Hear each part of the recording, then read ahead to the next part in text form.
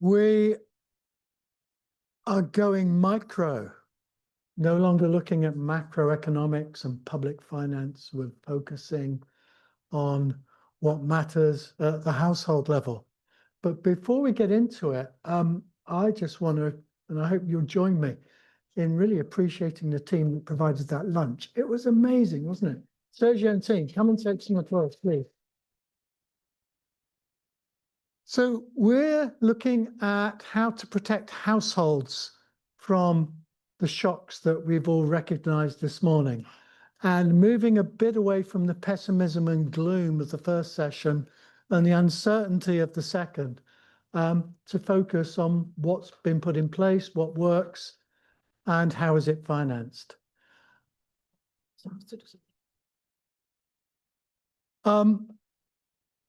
So we've got two questions, and this is how we're going to do it. We're going to say, okay, what are the lessons in low and middle income countries? What's in place and what works, and how is it financed? There'll be two presentations from the lectern. I'll present the speakers as they come up. And then the second part of the session will we'll have some Q&A. Probably won't have time for much more than two questions. And then the second half of the session is a panel. Our three panelists will respond to what the speakers said. There'll be some discussion. I'll try and provoke some thoughts, and then I'll open it up to you guys. Yeah? I can make some closing remarks, but it's probably, let's see how we go. Okay, and I realize that I've missed one. Yes. So we've been talking about resilience, and we actually have a very useful definition of what household resilience is from the World Bank. And I think we're going to endorse that and kind of stick to that agenda. So it's the ability for a household to prepare for, cope with, and adapt to shocks in a manner that protects their well-being, ensuring that they not fall into poverty or become trapped into poverty as a result of the impacts of the shock. And that's a long paragraph for something that Mohammed from Somalia, I think, put really succinctly. Resilience is making sure the household goat doesn't die. And it is my great pleasure to introduce Aline. She's a lead economist at the World Bank, focusing on the Sahel, and she's going to tell you all about adaptive social protection. Aline, over to you. Thank you. Is this working? Yes. Thank you. Thanks for having me. So I was asked to go over a little bit of the evidence of what works and doesn't work in the Sahel. I think the organizers picked the Sahel because it's an area, it's a region where poverty and shocks are really coming together in a tremendous force and really impactful. Maybe that's not the reason, but I'm assuming that's the reason. So I'm bringing to you evidence mostly from the Sahel, but I think some of what I'm going to present is quite generic. A lot of the work that this is based on is work that we do with partners, mostly with UNICEF and WFP in the region. So this is an area where there's a lot of work across development and humanitarian actors. And I know that we'll have a colleague from WFP later that can reflect on that. I'm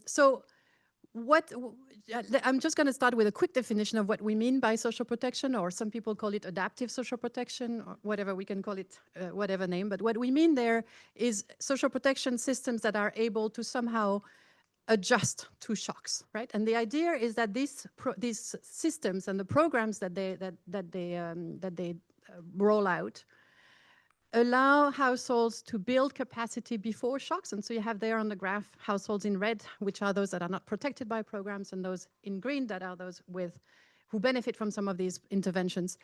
Social protection programs help build the capacity before shocks, and I'll get to it to some of the dimensions a bit later. They help limit the impact of the shock. So the deep dip that comes after the shock is not quite as deep as it would have been without the program. And then it helps households adapt to climate change and adapt to future shocks. And typically, the range of programs that are used to play these three functions are of three natures. Some of the programs that sometimes are called social safety net programs, sometimes social assistance. The name doesn't really matter. These are programs, what matters is that these are programs that are there over the long time, over a long period. They're there for 2, 3, 5 years, sometimes more, with a recertification of the beneficiaries. And they're there to really improve the welfare of the beneficiaries, but to also help them build long-term their resilience to future shocks. And so this is, their main function is the first part of that graph. Another kind of type of intervention is called economic inclusion, or it's called sometimes graduation, sometimes it's called resilience. Different names are used by different actors, but the nature of those programs that is relevant here is that in addition to providing regular support to programs like the safety net program, to beneficiaries, like the safety net programs, they do make a point to really help households diversify their livelihoods, invest in more productive activities, and invest in activities that are climate resilient. And then you have shock response programs. And so this morning when we talked about DRF, people mostly talked about shock response programs. And my point here is that resilience is not about shock response. Resilience is about before as well, and during and after. And I think, when we talk about financing social protection or financing resilience for households, I think it's important not to equate that with shock response. And in terms of budgeting as well, I would argue that we shouldn't separate them. They're complementary. Okay, this was the definition. Now I just want to walk through a few of the impacts that we've observed in the Sahel. These are impacts that come from very rigorous RCT impact evaluations that were done in the region over the last 5 years. It's a few data points, but basically what we try and illustrate there is that the impacts are broad, right? And we all kind of assume that, oh yeah, safety nets or cash transfers, they're good for welfare, maybe for education or nutrition, but they don't do much more. And in fact, they do much more. And so for beneficiaries, which is the internal will, and sorry, these are only long-term programs. These are not shock response programs. These are like what I've classified as safety nets and economic inclusion activities.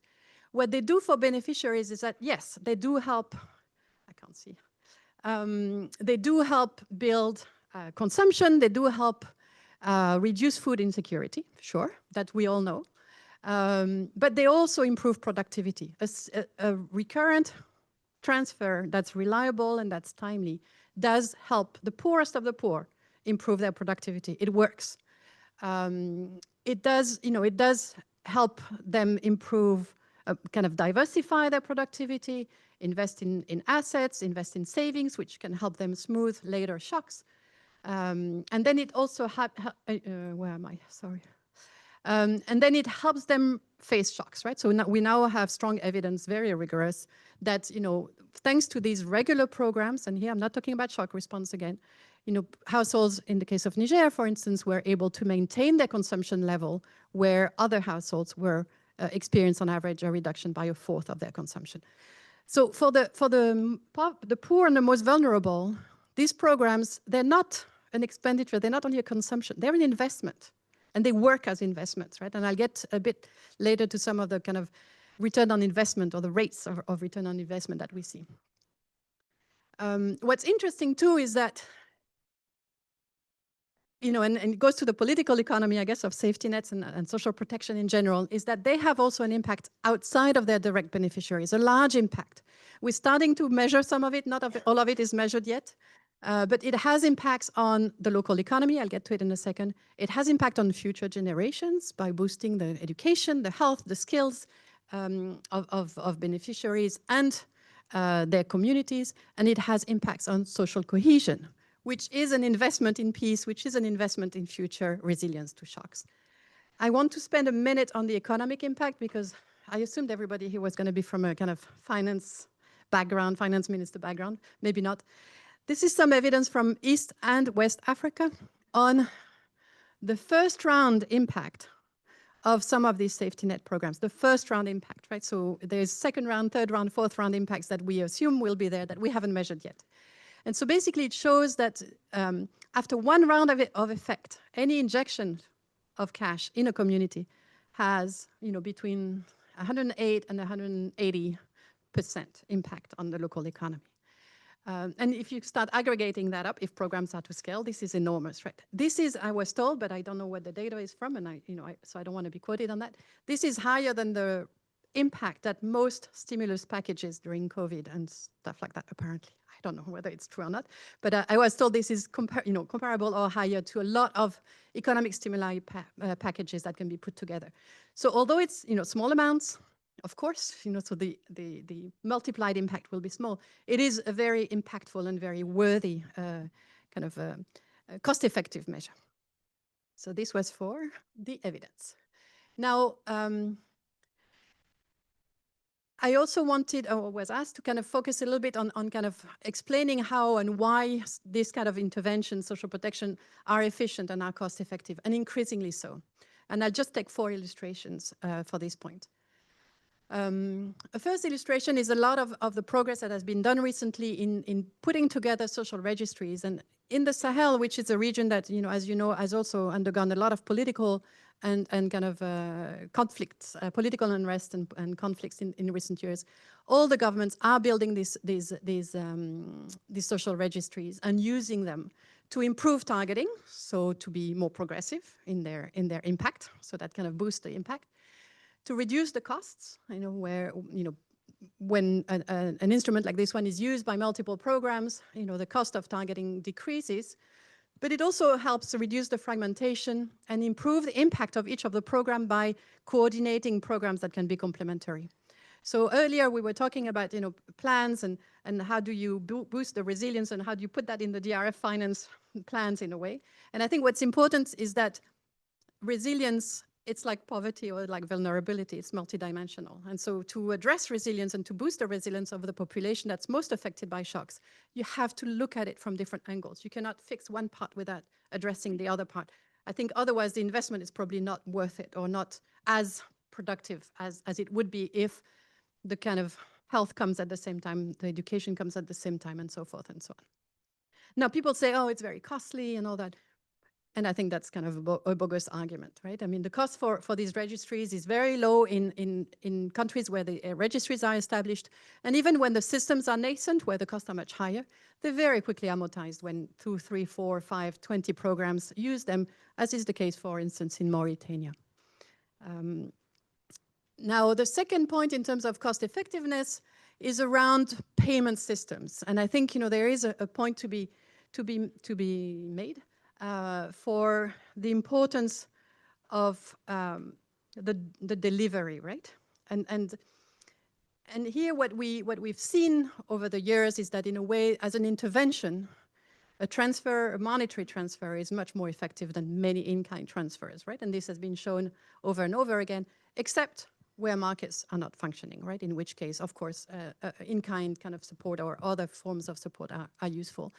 What we've observed in the region, and here I'm talking once again about probably some of the poorest countries in the world with the most fragile conditions in the world, is that even within this context, we can continue to really improve the reliability, the regularity, and the cost of these programs. They're actually very cheap in a way compared to many other programs that have administrative costs that are much higher. And here the point I wanted to make as well is that in a way, what we know about the impact of these programs is that for them to be impactful, they have to be regular and they have to be reliable. So households have to trust that they will come.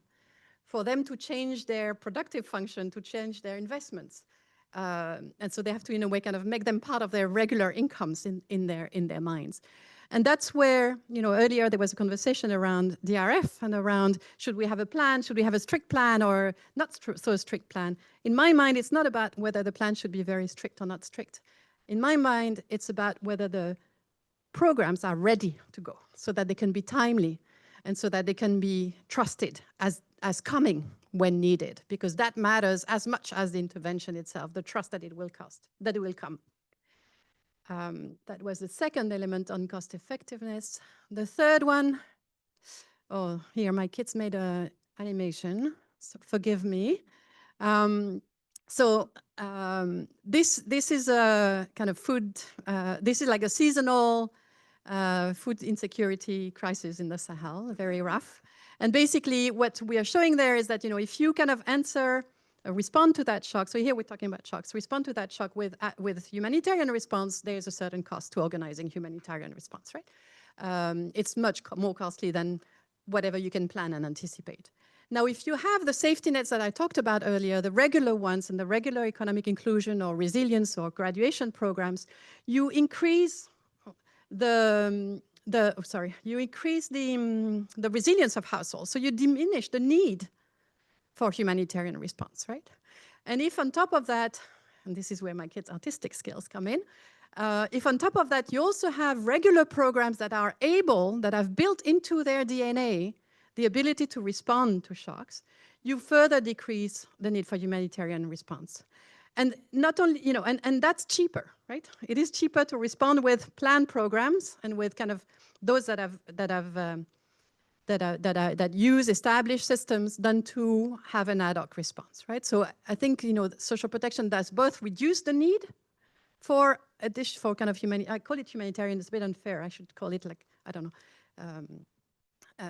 unusual or extreme support. But it also reduces the cost of the response. And of course, the last part is the part that's maybe should be insured, right? Maybe it's the 1 in 10 years or the 1 in 20 years that was talked about earlier. And so so in a way, what social protection can do is to reduce the future cost of humanitarian responses, right?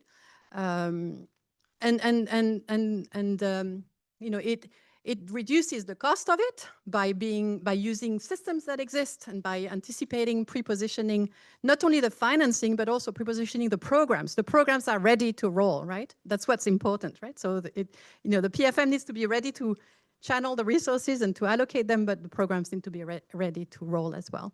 But it also is cheaper, I guess. It's more impactful because it is more timely than an ad hoc response can be, right, by nature.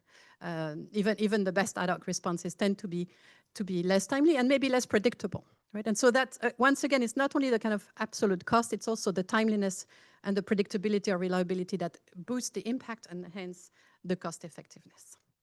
And the fourth dimension of cost effectiveness is around, here I wanted to talk, I was told not to do it, but I still do it, sorry, Martin, about the fact that social protection is also an element that politically can help support reforms that will create fiscal space for other stuff, including for social protection, hopefully, but not only, right?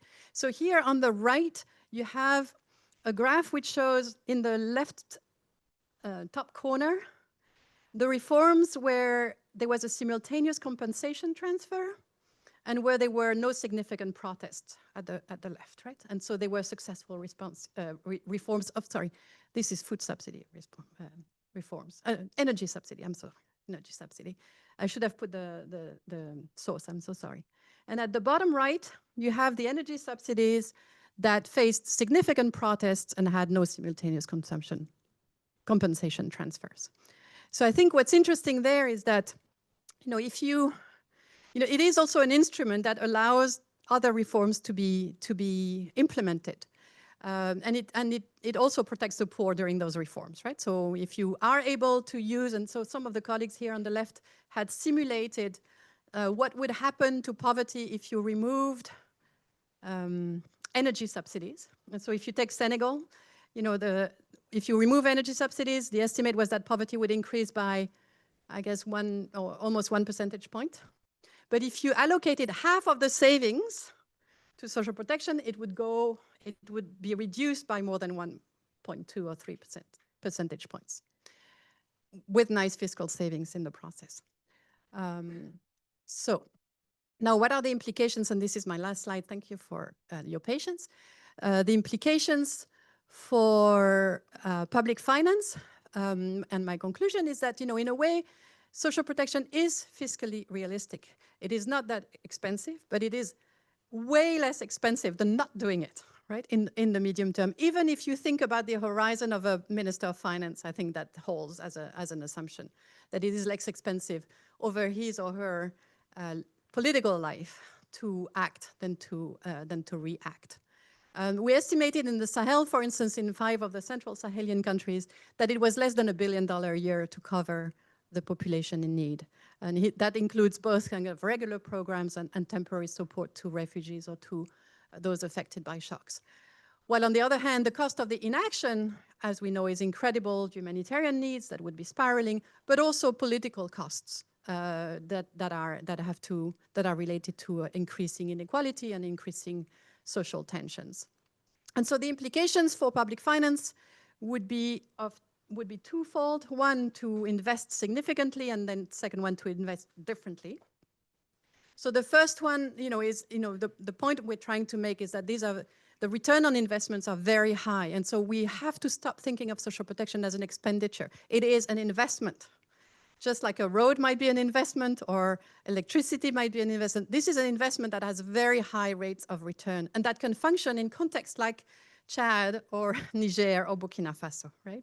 And so it's worth investing significantly. We talked earlier about a lot of the sources of investment, so I'm not going to dwell on this. But I think what's also important is, for a crowd like this one, is also to remember that what we need to do in that investment is to invest in the foundations, in the regular program, not only in the response and the additional. And the response will be even more efficient when the foundations are there, right? So I think, I know a lot of donors and a lot of ODAs and the World Bank that I represent, like to finance the I don't know, how do you call it, the cherry on the cake or the star on the Christmas tree or whatever. But, but what we need to do is to finance the foundation of a cake, right?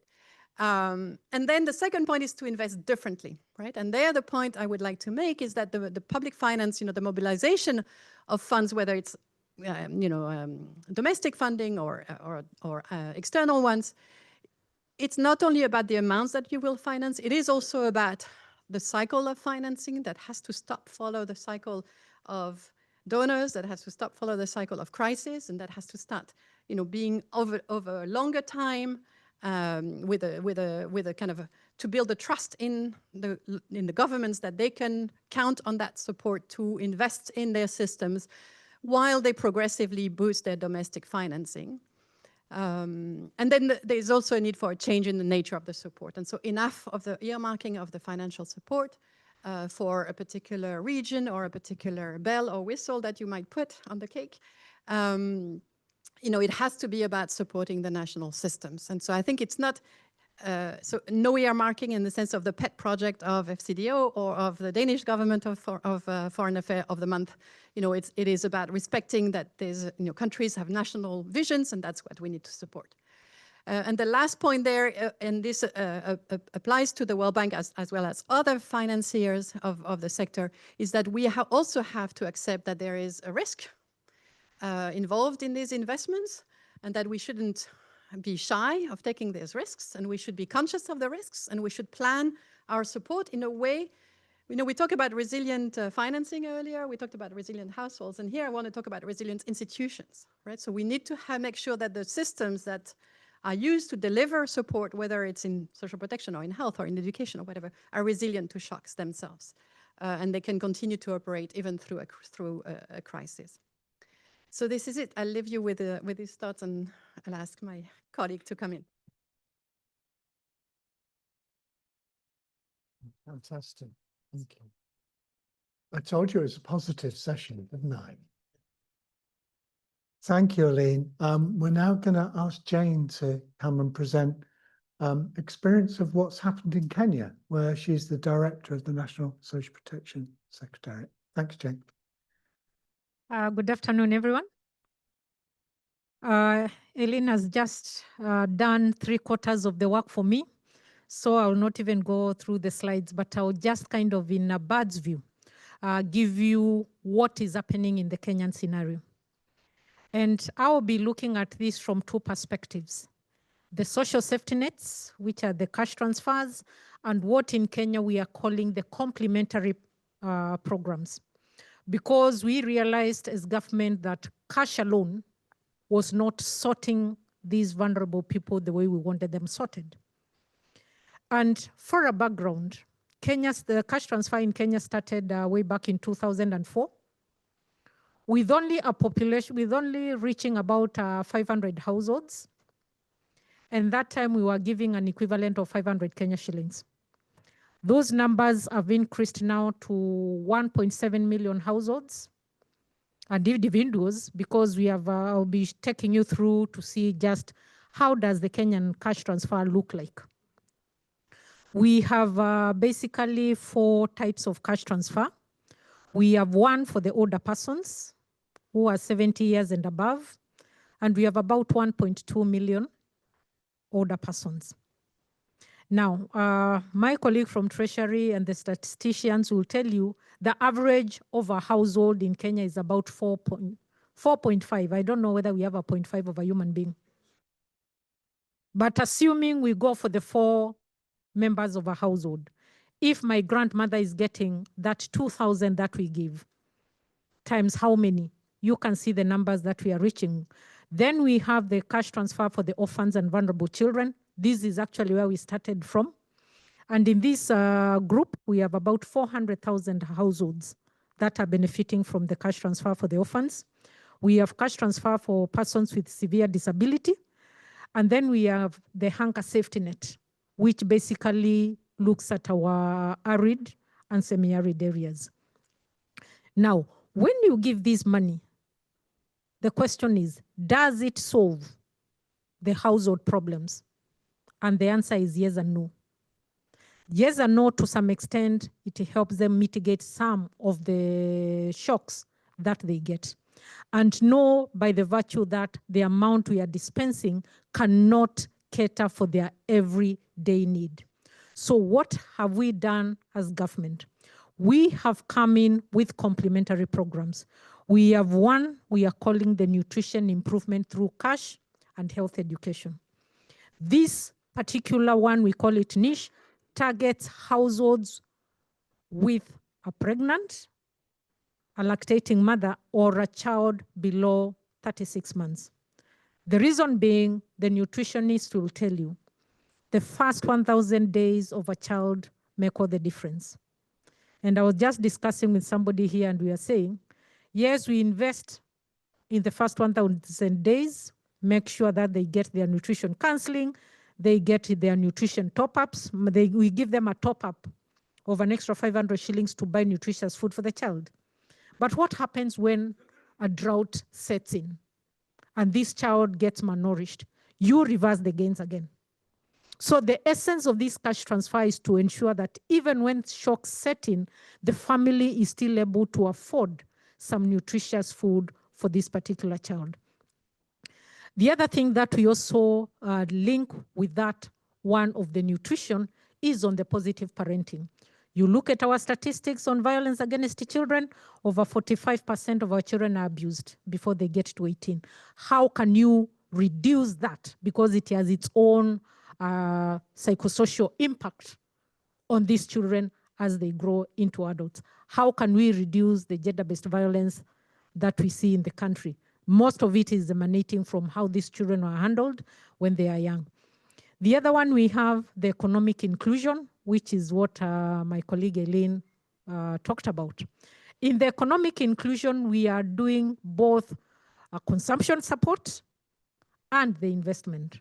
And on top of that, they have a mentorship program where we have, I identify Martin here as a needy, as a poor and vulnerable person. I will take Martin through the mentorship of identifying what within his community he can do. And here we are looking at a scenario where we are even encouraging them to go for green investments. And we are having a lot of support coming in from WFP in terms of how can we ensure that the green value chains in Kenya are enhanced and by the poor and vulnerable groups. When we give Martin 2,000 consumption support for 1 year, we will also give him an equivalent of 30,000 Kenya shillings for the investment. We will have a mentor working with him and a mentor supervisor to ensure the mentor does what they're expected to do and give us a report every so often. We will be able to link Martin to a village savings and credit enterprise where they are able to save their own money for their own investments. And in this program, we actually realized the people themselves, when you organize them well, they can be able to save for themselves. Out of the 15,000 beneficiaries that we got into groups, within a period of 4 years, they were able to have a savings of more than 109 million Kenya shillings in terms of investments. And we even had people saying they were able to save up to 50,000 Kenya shillings, that they were able to do other things. Meaning that if we are able to kind of support these households, just not giving them in the cash, but coming in with the complementary programs, then we'll be able to kind of lift them, or we'll be able to graduate them from poverty. The other concept that we have also come up with is the issue of the bursary. The essence of these children transiting from their primary school to secondary school, and ensuring that we give them bursary that can maintain them in school. In Kenya, there are so many bursary programs. You will have the member of parliament giving about 5,000, but for the cash transfer, we give an equivalent of 30,000 Kenya shillings, money that can keep this child in school for a whole year. That kind of builds the capacity of that family and that child to be able to proceed to the next level. The other thing that as a country we've also done is, Eileen has talked about the systems. Kenya, we have what we call the enhanced single registry, a social registry for data for the poor and vulnerable households. So far, we have data for about 4.4 million households in that system. And this system has been used even by our partners. We've developed our data sharing protocols, and we are able to share that data for easy turnaround when emergencies happen. And this data was very useful last year when we had the floods in Kenya. This is one area where this data came in very useful. As of now, the law mandates us and our health insurance to give the social insurance fund the data for the indigents or the poor and vulnerable people. Meaning from this single registry, we are able to give the health insurer data for our poor and vulnerable households who are now being supported to the tune of almost 1.2 million. We have been able to give them that data into the SHA. Now, the other thing that maybe when we've done all this, we need to be asking ourselves is, what is the impact of this cash transfer? What is the impact of social safety nets?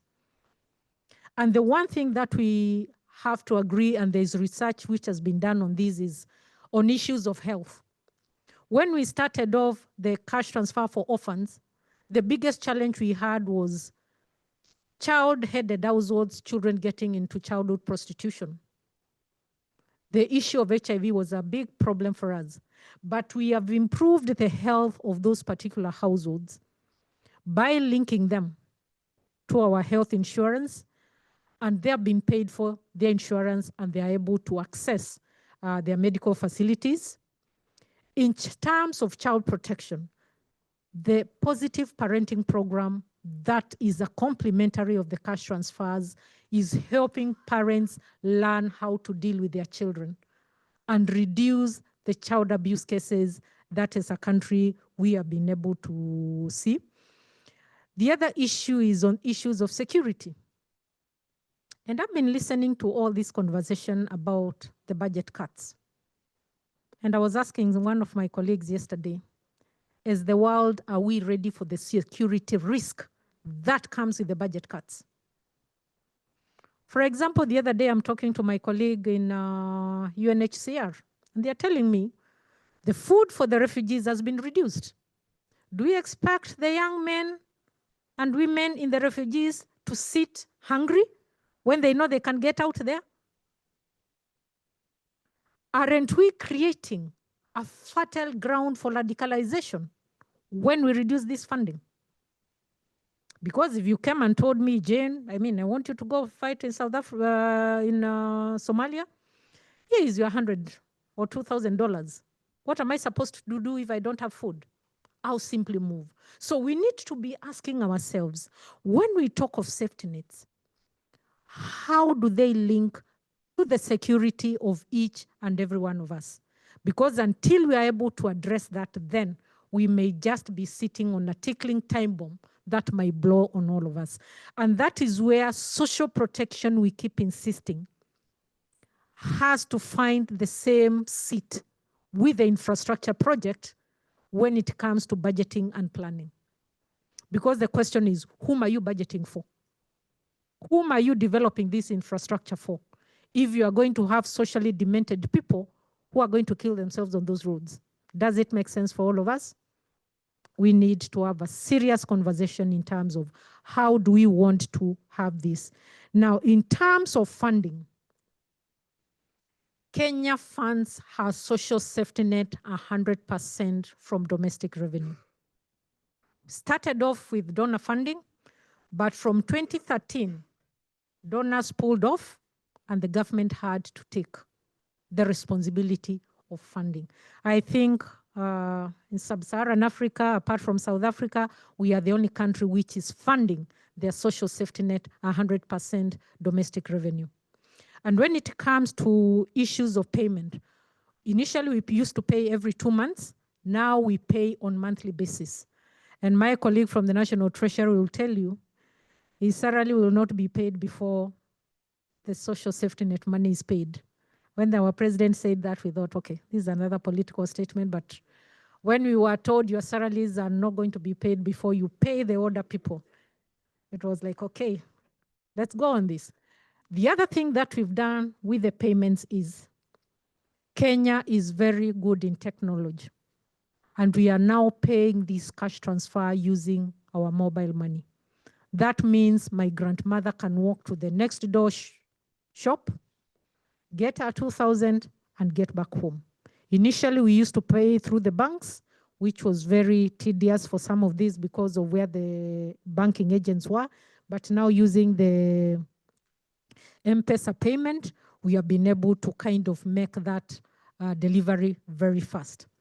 As I wind up, one of the conversations we need to have, a very serious conversation in social protection, is how do we plan in terms of green social protection funding and financing? We are hearing this discussion about carbon credits and what have you. But I'm looking at my poor people in a place called Turkana who are semi-literate. Do they understand what we talk when we talk about green financing? How can we demystify that green financing and make it work for the population that is so vulnerable to make head and tail of what this green financing is?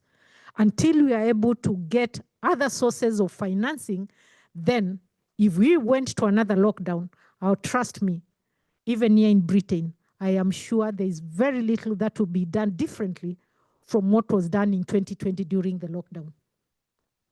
I am not very sure whether we learned anything. The question is, what can we do? We go to lockdowns. Do these people have food? Can they access medication from their homes? What happens to those people who make their living on daily basis? Are we able to factor that when it comes to how we want to finance social protection? So with that, we need to be asking ourselves, what is the position or what is the place of social protection in our national planning, in our national financing, and even as we fundraise, what is it that we need to do extra to ensure that everybody is covered now and in the future? And with that, Martin, I want to say thank you very much.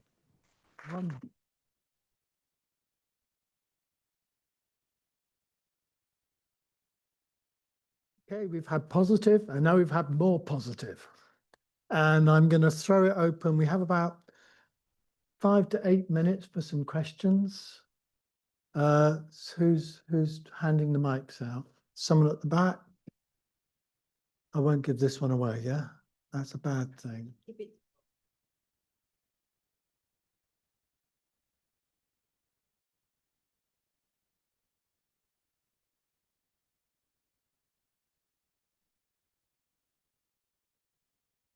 Hello again. Sorry to monopolise things.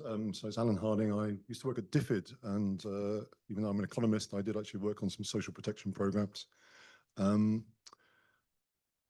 So just one thought. which for the lady from FCDO, I think, is that one of the last things I did when I was at DFID before I left was I worked on a trilateral cooperation program with Brazil, where the Brazilian government, excuse me, through their sort of development agency, were looking to, they wanted to use kind of UK expertise to help them to develop programs with Portuguese-speaking countries in Africa, particularly Mozambique, Guinea-Bissau, etc. And actually, one of the things we did when we were reviewing this program is we looked at Brazil's experience with social protection programs. And as the lady from Kenya says, you know, cash transfers only get you so far. So in Brazil's got a very sophisticated program of support to families, a bit like the Bolsa Familiar that some people will know about. So if you've got no, so as the UK has no money, well, we have money, but not much money for aid. We like to spend it on other things now, like bombs. But what the UK does have is expertise in these kind of things. So I would suggest that that might be something to explore. My second, my question, I'm actually working at the moment for the on a program for the European Union in Ethiopia in the Somali region, where you've probably come across this Team Europe thing, all these European things. Anyway, they in the Somali region are trying to implement something called an HDP nexus, humanitarian development, peace building nexus, where you try to coordinate these programs better. And I'm helping with that. The only problem with the EU is if you want to do things adaptively, the EU is not very good at adapting. It's very slow. So I just wondered if anybody would like on the panel would like to say something about, is an HDP nexus approach involving social protection part of the answer? Great. Thanks for the question. And we're going to defer that. Panel, are you happy to take the HDP question when we get to you? Fabulous. Next person. Oh, that, yeah, over in the left. Please try and keep your questions short. Great contribution, but we don't have a lot of time. Thank you. Thank you. Thank you. Quick question. My name is David Nabena. I work with the Nigeria Governance Forum. I want to draw back on your comment about social protection being an investment for the government, right? And if we think about value for money, has there been some research or work done around what the optimal or even the minimum value for a cash transfer should be for a country? Because as we know from experience, it's usually informed by the headroom of the government, but how much is enough to meet the basic needs or even move them out of poverty? Has there been some work done around that? Brilliant. That's a great question, David. Aline, you can respond. Let's take one more question. You've got it. Mirza Jahani from FCDO. Jane, great presentation. What evidence is there for social protection reducing security risk? You talked about children going to Somalia or young men going to Somalia. Is there any evidence for that? And further afield for, conflict elsewhere in the world? Thanks. Thank you. That's all we've got time for. Aline and Jane, do you want to respond? Thank you very much. I'll start off with the first question on the amount of money that is given for cash transfer and whether it meets the basic needs of households. And I'll say that's why I said it does not cater for all the households, but it gives them a buffer of some sorts against slipping back into very serious poverty.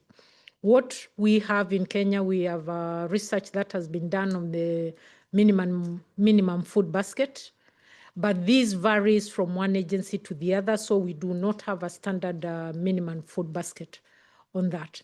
So what the governments are giving may not be 100% adequate, but we have seen it. We have an evaluation by OPM that has shown that the cash transfer, however little we think it is making a lot of impact in particular households.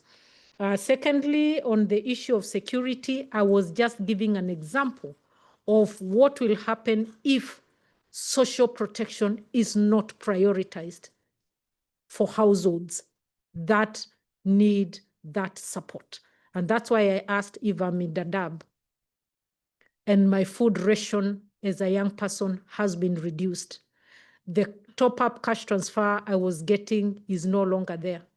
Am I likely to sit within the camp? I think we can all answer that question. Thank you. Aline? Thanks. Thank you for the questions. I think on the minimum amount, I mean, I think different programs have different objectives, right? And so if you have a consumption support objective, you know, many programs are between 10 and 15% of the poverty line, national poverty line, usually, right? And when you say the amount, most people say, oh, it's very small. But this is not a program that pretends to replace all the other sources of income. It pretends to complement or supplement it, right? And so, you know, in many countries, it is of that order of magnitude. Now, in some of the countries we've tested and with some of the rigorous impact evaluations tested, well, what happens if we give 200 instead of 100? Are we wasting that extra 100 because 100 would have been sufficient? Or is 100 actually wasted because it's insufficient, right? So there's been a few impact evaluations where we test the modalities. For overall, you know, more frequent, smaller amounts have stronger impacts on consumption and investments in health and education. Less frequent, bigger lump sum payments have greater impacts on investments in productive assets, typically. So it also depends on your objective.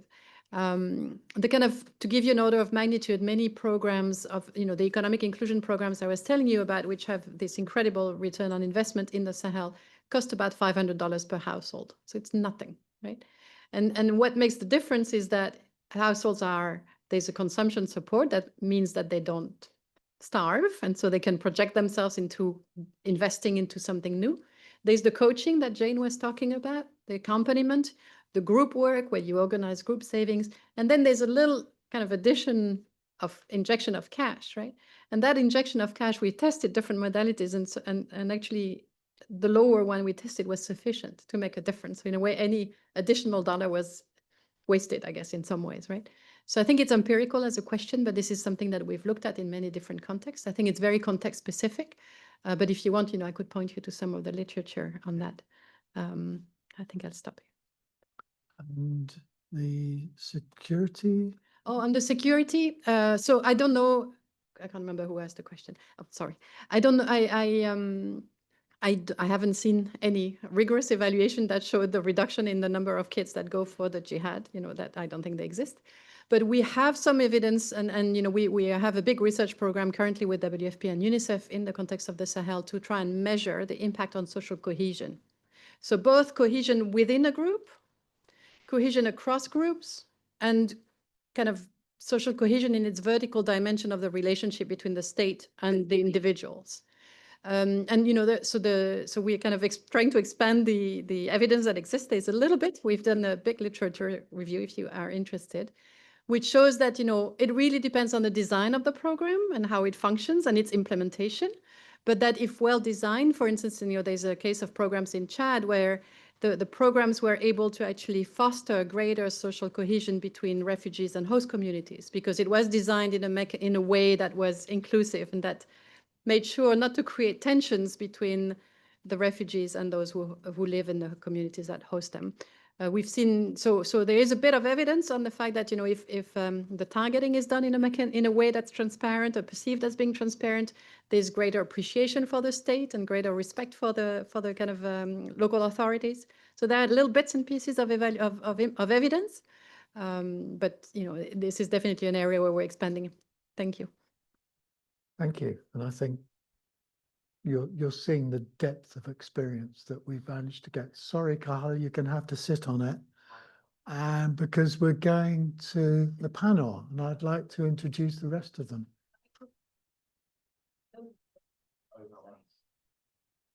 Am I getting a buzz? Okay. Confused.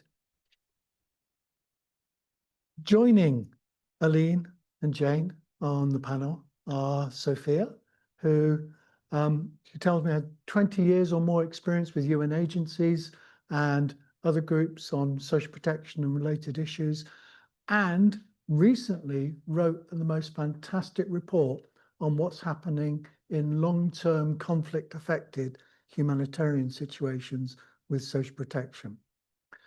Claire is from the World Food Programme, again, very experienced. She wrote the Bible on shock responsive social protection a few years back that everyone still uses and refers to. And Jen is from the FCDO. And again, she tells me 30 years in South and East Africa on the ground, humanitarian and food security. So we're going to take it in that order. And I'd like you both to respond to what Aline and Jane have said, but also try and bring out some of the problems of developing these programs in humanitarian contexts. And the word humanitarian context is a bit of a cliche because it ranges over so many different types of contexts. But go for it, guys. Yeah. Thank you. Kind of tempted to respond to what you've both said by giving up my seat and leaving, actually, because after such you've both so eloquently, I think, shown that social protection works. It works to build household resilience, which is the question of the day. It works for health, as you were saying. It works for social cohesion. It works for the economy. So I think job done, really. Let's go out and do social protection. But as Martin asked me to do, I think the question really is, and the litmus test, as Aline's case study from the Sahel was looking at, was how does that work in the places where the shocks are most relentless and the most extreme? So how does it work in those places, which, as Martin said, we call humanitarian contexts? And I'm just going to zoom out a little bit and look at this through the lens of external funding, external financing, specifically ODF, ODA.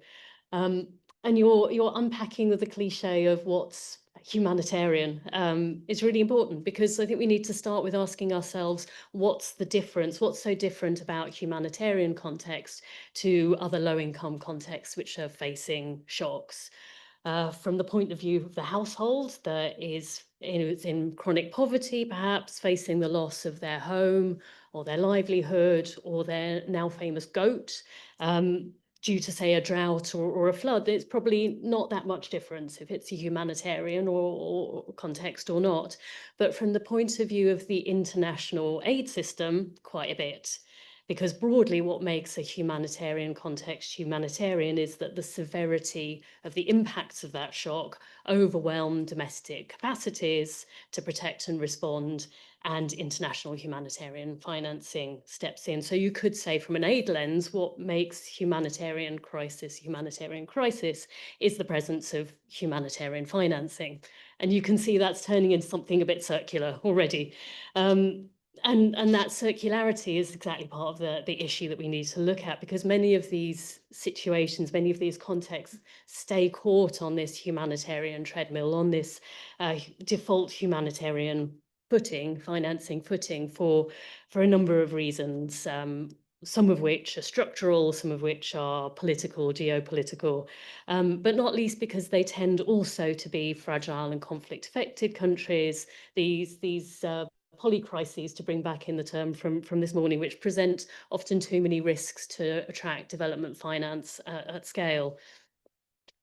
So the net effect, if you look at the figures, the broad aid finance figures, is that you end up with humanitarian aid, emergency aid, being by far the largest sector of aid in humanitarian or in protracted crisis context. In fact, it accounted for about 25% or 24%, a quarter of ODF in protracted crisis contexts. So it was the largest aid sector.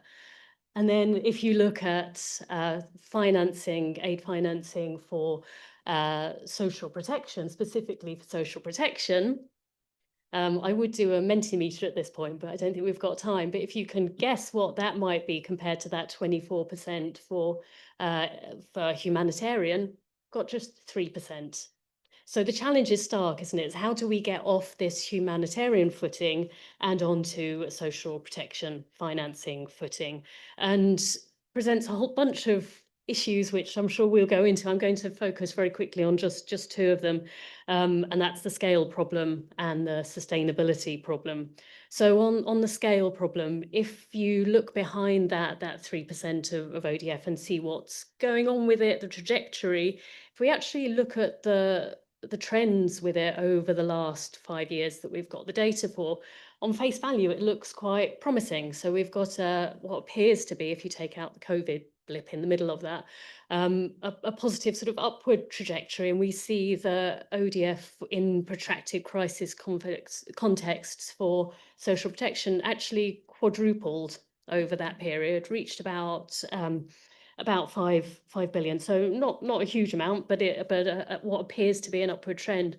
But then if you unpack that and look behind the figures, you see a couple of things. So partly that those figures are a bit out of step with the current situation. So there's a time lag on the reporting. So those are 2023. They don't account for what's happened 2024, 2025, since the aid cuts and what we're likely to see beyond that. But they're also anomalous because what caused that spike was something very specific, and that's a few big World Bank loans to Ukraine specifically, and that masked actually a decrease in financing for social protection to other protracted crisis contexts, including some in the Sahel, so Niger, a decrease in Somalia, also in Lebanon. So when you're thinking about scale, we need to think very carefully about distribution, the distribution of ODF for social protection. And what we tend to find in that distribution very broadly is that aid for social protection tends to favour those countries which have got relatively stable relations, so development cooperation relations, have relatively stable governments in place, and have relatively established social protection systems. So the money follows the places where it's safe, essentially. And that makes a lot of sense if you're thinking that ultimately you do want to move towards domestic ownership, but it doesn't make a lot of sense if you're wanting to fill the major social protection coverage gap in protracted crisis context. So that brings us to the sustainability issues, which is how do we finance intelligently, not just in the more favourable contexts, humanitarian contexts like Ukraine, but elsewhere where those relationships, international relationships with development cooperation relationships are estranged, where government is and governance is unstable, and where social protection systems are really either nascent or they're absent or they're on hold. And it's really a kind of a two-pronged sustainability question. So one is how to sustain social protection investments and systems during political fragility and volatility, and then how to transition to that ultimate sustainability, which is the Kenya model. How do you get to that 100% domestic financing? How do you transition out of that dependency on international, on external assistance? Wealth of good practice and examples to answer those questions, and I think I'm maybe almost out of time already, so I'm just going to give you 3 quick rules of thumb, and I think we'll have time to delve into them a little more. So in those places where you do have those engaged countries, strong systems, so for example, Ukraine, there's a real case for learning from recent mistakes that have been made there, and for the international assistance, international cooperation to reinforce rather than to bypass national capacities. In those so-called estranged relationship countries, how do you find ways to intelligently keep financing going, to keep systems going off budget? And the World Bank has quite famously done this in Yemen, so that you preserve systems or build the foundations for them when stability does return.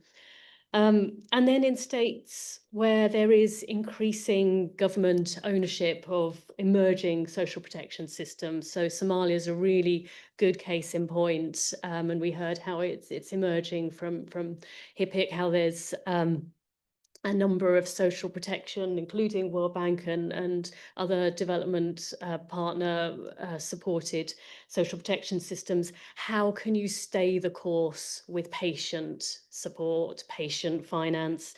So because we know that the national fiscal space to invest in social protection is going to take time. And then finally, amidst all the global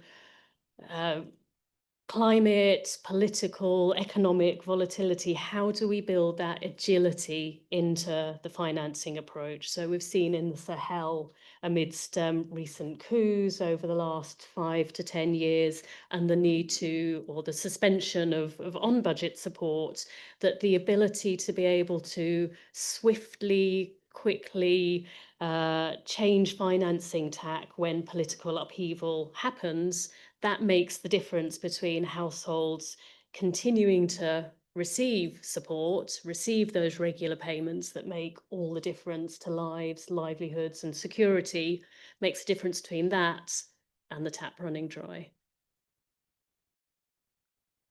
There.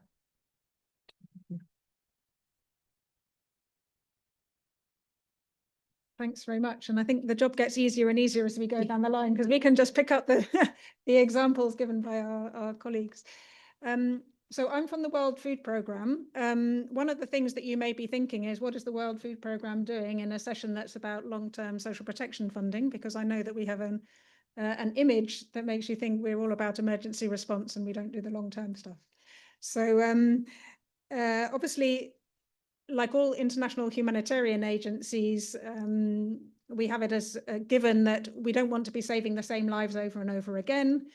It's in our interests that the stronger the national system, either then it means that there is that humanitarian agencies are called on less to fill the gap.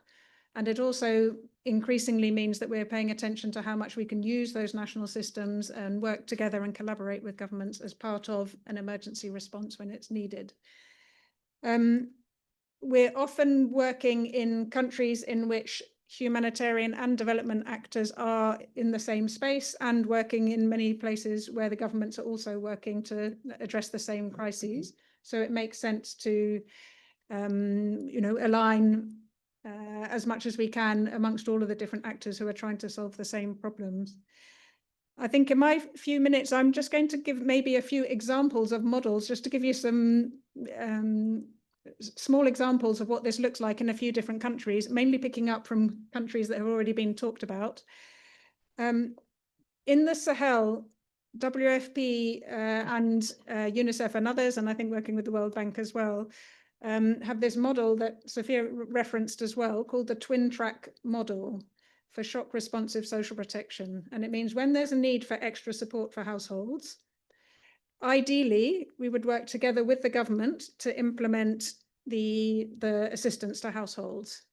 But if for some reason, that's kind of track one, if for some reason you're no longer able to, for example, I think in Niger, when there was the coup and it was no longer possible to work with the government systems, you switch to track two, and you can continue the implementation through the kind of separate humanitarian channel, but keeping the program design the same, so that there's kind of minimal switch between what a development or government-led system looks like and what a humanitarian-led system looks like.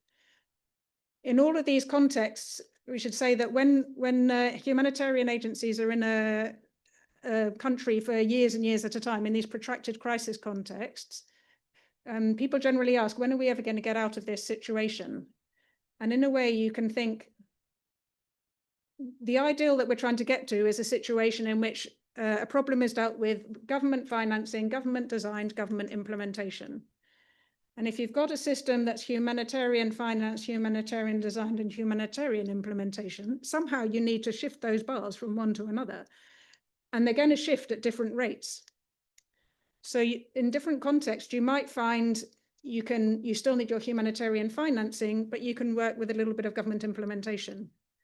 In others, we find that you have a government designed program, but actually it might be the humanitarian implementation, particularly if you can't, if agencies don't want to put their money directly to working with the government. So I think in these different contexts, we see different combinations of who's designing, who's implementing, and who's funding. I was going to give an example of Afghanistan that I think was briefly mentioned as an estranged context in answer to Alan's question about is there an HDP nexus approach anywhere that you can look at. I don't personally know a great deal about the details of this, so don't want to be responsible for reporting on the successes of it, but I can the mechanics of it. Afghanistan is one of those contexts, obviously, where WFP does not work directly with the Taliban to work on their social protection programs for understandable reasons. And in those contexts, the international humanitarian agencies, together with development agencies, got together in the coordination groups and have designed a kind of a common program that is being implemented by international agencies with the intention to have a vision towards a future social protection system. So at least you don't have multiple different fragmented humanitarian programs. And I think that was it's articulated in the UN cooperation framework and also in, I think there's a joint World Bank, WFP, a multi-agency social protection engagement framework. Another example in Somalia. Somalia is a context where now we have for the last several years been working with the government. And together with the World Bank, there is a third-party implementation model that has been happening at the moment, which I think is not intended as a long-term solution, but as an interim solution. The government and I think maybe Eileen, I hope you can correct me on the details of this, but the government and the World Bank have been designing the program, and WFP is supporting the implementation, not for the long term, but at least it means it's a government led program in which humanitarian agencies are supporting. A final example that I wanted to give just of an innovative approach that humanitarian agencies are using actually refers back to the previous session on disaster risk financing. And I just wanted to give the example. Somebody said, is humanitarian agency propping up the system in a way that means people don't want to buy insurance? I just want to mention that the example of ARC, the African Risk Capacity that we've heard about earlier, WFP itself in some countries buys insurance, a parallel insurance premium that's called ARC Replica. So that means if the government buys its insurance, WFP will buy the same insurance. And then when the government gets money, WFP gets money, and we can support the government to deliver their emergencies. So it's in the government's interest because they get a double payout. So those are a few examples I can give you of how WFP is working in this space. Thank you. Jen. Thanks. Thank you so much. It's a real pleasure to be here. It's a real pleasure to be alongside all of you, such great partners, both Kenyan government, many years in supporting and working with you in this space, the World Bank, obviously our own research partners, and WFP. And also to be here as hopefully what is recognised to be a government that has been both a big humanitarian player, but also a long-term supporter of the social protection agenda, and hopefully quite a shaper of that space. And certainly it's a space that we continue to work in and to support. And just to be clear, just out of interest, my department, which is the really snappily titled Food Security, Agriculture, Land and Social Protection, actually sits in the directorate that covers humanitarian as well. And a lot of the work that I have in my department is exactly in the space that we're sort of talking about here, which is a real bonus structurally for a player to have that sort of join up. And it's not always the case in the system. So I wanted to start by just a few sort of broader sort of reflections on the wider global system. And I'll stay global because colleagues have addressed so adeptly the more sort of country-specific work where obviously all this plays out. But one thing to note is that there is a real opportunity at the moment with a humanitarian system that is both reeling and rethinking and reforming in this space. We all know that resilience building and social protection as a particular policy instrument within that is really critical. It's usually a very strong locally led solution. It's a much more sustainable solution, and it enables humanitarian actors eventually to step out of certain crisis areas. So within the discussions that are going on about humanitarian reform and reset, many of which led by Tom Fletcher and the ERC, but happening at many levels, including here inside this building with ODI's own capacity. We're pushing really hard to make sure that part of the sort of recipe for reform that we've all been through many times, for those of us who've been in this space for a long time, really can strengthen those local solutions, the local systems wherever possible, and resilience building action that will allow both households to withstand shocks, but also to be able to exit crises in due course. None of this is new. We've had many of these recommendations before, but I think that the global situation at the moment in terms of incredibly high needs, multi-layered shocks, protracted crises, intractable conflicts, a sharp drop in financing, and a really tricky multilateral situation to be finding solutions in, is really kind of putting the imperative on finding these solutions and actually acting on them really well now. Some of them have been talked about. We've talked about that join up that's absolutely critical between humanitarian and longer term system actors. And I deliberately say that, not just development sort of actors. I would add in climate. I would add in, obviously at the heart of it, government and locally led systems. But those critical coordination coherence mechanisms that are not always as strong as we would like them to be, that are absolutely critical for, at best, sort of transitions out, but also for thinking about different forms of crisis response in those spaces, so that the model changes. Equally, the sort of reflection that how do we get a bit more serious about local systems first, and then other action. But obviously, this does not all rest, and it is not all in the power of what is an international humanitarian system. A lot of this is about that long-term system and the incentives that we also set up in those systems to be able to come into this space. So although the word nexus, I think, makes many eyes glaze over, particularly those in power, I think that that's kind of almost getting us to the heart of some of what we're trying to do here. We're trying to make sure that the humanitarian system can build resilience more effectively, including through the instrument of social protection, but also that the development system, the climate finance system, the private finance, the insurance system, the wider set of government actors in different contexts are building risks and shock and responsiveness into the sort of modus operandi. And that requires quite a change, even on that development side. You know, the amount of climate finance that pulls down into these spaces is tiny. The World Bank doing admirable work at the moment with their own FCV approach, trying to work that through. What does that mean? Some heavy thinking.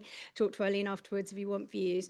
But really critical space, which reflects the fact that it involves different risk profiles, different portfolios, different ways of thinking often about these very complex crises, often conflict-based places, where it isn't just always a more predictable shock, but a set of compounding shocks there that requires working differently. And obviously that requires macro work like the FCV approach in the bank, but also that very sector specific work like Eileen and team run about thinking about what does this mean for social protection. So I wanted also just to touch on a few key things that the UK does in this space really practically to try to sort of shift some of those incentives and shift how the system works. I'm really happy to go into more detail if you catch me afterwards. So the first one is exactly this point that's been raised a range of times in the room today around system strengthening and expertise in those systems, and making sure that we have a very responsive sort of mechanisms that can be drawn down on by partner countries and our own posts and embassies that can make sure that they are able to respond to country specific, context specific solutions in this sort of resilience building space and in a social protection space that has a sort of different ways that you can take it depending on the local context. So that's really critical and an ongoing part of what we offer in terms of financing and support on social protection. The second one is in the realm of finance, which we can take in different angles. We talked a lot about disaster risk finance this morning, which is obviously a big focus of a lot of UK global thinking and work and investments. But the timing issue that we were touching on as well this morning is so critical. So a lot of work that we've been doing in the policy space globally around timing of finance has been exactly behind that pre-arranged finance space that colleagues and friends from the Caribbean in particular really profiling this morning as being critical. So we were the first development player to commit to annually reporting on how much of our ODA is pre-arranged finance, which obviously really matters for preparedness, for anticipatory action, for investment in systems like social protection systems, which should be eligible. Shock responsive social protection should be eligible under the sort of definitions in discussion and use there. And at the Financing for Development conference, that was a big piece of what we were talking about in strong partnership with the Bridgetown Initiative, really committing to scaling up the amount of pre-arranged finance that we were collectively able and that we could mobilise as a global system around the range of players that the UK invests in and works with to make sure that that happens. The third example is a mechanism that we actually have internally that enables us to prioritise and protect some innovative and catalytic work in the resilience space to prevent it being pulled into humanitarian response. We all know, for those who work in sort of more difficult contexts, it's very easy, the repeated shocks, it's very easy to suddenly have to divert finance into a critical response. And that then puts at threat those longer term multi-year investments that you need in resilience building and some of the instruments that we're talking about here today. So one of the instruments we've been testing internally over the last couple of years has been one that protects resilience building action and space in country offices. So again, country context specific, it finances a range of different things, including social protection. And it allows then the country team and their partners on the ground to be able to innovate and test and work through different ways of working to build up and potentially access more disaster risk finance, to be thinking about different ways and not to have to just segue it into an earthquake response or a flood response. And actually Kenya is on this year's list. So supporting some of the work that Jane has just been describing is part of the portfolio that our office is supporting with you here. So it's a really great to be able to make that read across. And then fourthly, recognising the issue of politics, which we all know and we've sort of talked around in different ways this morning as well. So some of this is obviously the politics of what governments in any level are able to invest in, or ministers of finance able to take risk on or to buy into, etc. And so a really practical contribution here is one that we work very closely with some colleagues on the panel as well, is thinking about how you generate a stronger political case and political recommendations or politically attuned recommendations for social protection in this space. So at the moment we have a high-level panel running that we are co-chairing. The UK's Minister for Development is co-chairing with, I'm looking for colleagues from Somalia in the room, with the Deputy Prime Minister of Somalia, with a number of other real sort of big thinkers and thought leaders and other country governments on the panel, thinking about social protection in fragile states and what in this very tricky global and often national context, how do we make greater progress in that space? And to circle back to some of the conversation that others have just been raising around security, one of the hottest debates has been what are the political cases that we should be making for both resilience building and social protection, particularly in social assistance and safety nets in this space. Is it the most vulnerable inequality argument, which we know is the driver and so important for these systems? Is it the fact that actually these are multi-benefit systems which give out, they're not an insurance policy that just sits and waits for the shock to happen. The benefits are coming all the way through and you can flex and contract in principle as systems move into a more of a crisis state? Or is it this security angle that others have been raising and this stabilization where countries are very concerned about some of those impacts whether at a global level or at a local level. So those 4 just very practical examples, but I think that overall what we're all grappling with is how do you come into that sort of central space that isn't just humanitarian response and isn't just long-term development, but find some of those solutions and sets the right incentives for those countries and partners who are grappling daily with the effects of shocks and protracted crises. Fabulous, Chief.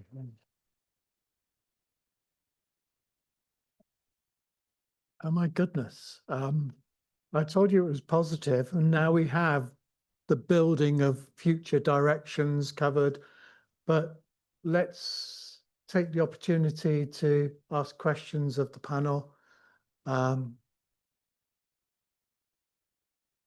Gosh, 2 ODI hands, and I'm trying to type them down. Anyone else? Not an ODI colleague. Okay, Kahal, you persisted.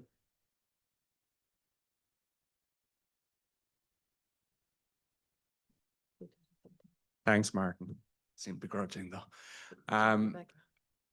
I've one question for Aline on the cost of like the digital infrastructure, the registries. Is it related? Is it more expensive the more complex the targeting approach is? Are more simple targeting approaches, does that bring the cost down, or is it kind of the same anyway because you need to register someone? And another question for anyone on any and all of the panel to pick up. In the Sahel, there's a World Bank multi-donor trust fund. And as far as I can see, you know, a lot of the countries that have better coverage also have a World Bank multi-donor trust fund.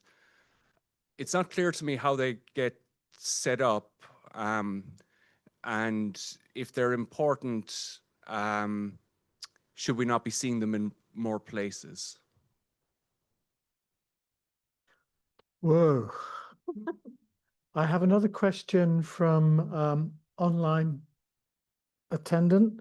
Barbara asks, how can the Global South governments position social protection for funding, particularly in protracted and fragile settings, in the backdrop of a shrinking social welfare in Europe?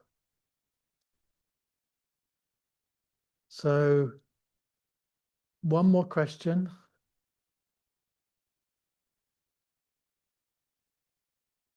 Should I go, Martin? No. No. We've only got one more question, sorry, and I'm not giving it to another ODI guy. Thank you for the presentations. Elaine, question, I really like this point you made about the quid pro quo between giving up fuel subsidies and then, you know, financing social protection. South Africa has the second most extensive social protection system in the world after Iran, surprisingly. And during COVID, we rolled out the social relief of distress grant, which was called the COVID grant. But once you give it, you can't take it back.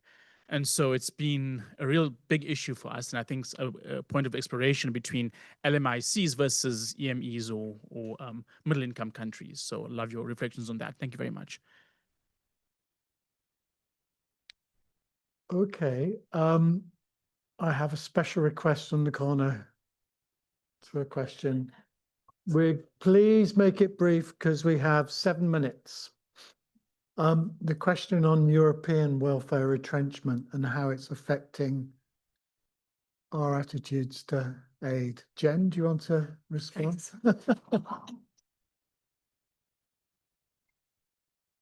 let's a few things. So actually, I was thinking back to an event last year at the annual meetings where that was actually organized by Brazil. And to pick up on, Alan, your question about Brazil and the sharing there, Brazil has really lent into this space. As ODI colleagues know, Marcus at the back there, we've been working really closely with Brazil for the last 2 years on their Global Alliance Against Hunger and Poverty, which at the center has social protection.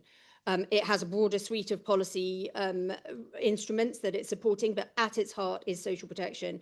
And very clearly, Brazil leaning into this space, saying it really works. Look at our hunger. You saw in the SOFI the numbers for hunger dropping for Brazil, the scale back up of Bolsa Familia, the recognition that policies like that and safety nets and wider social protection systems like that have really made a difference for Brazil as it's gone through a range of periods in its history.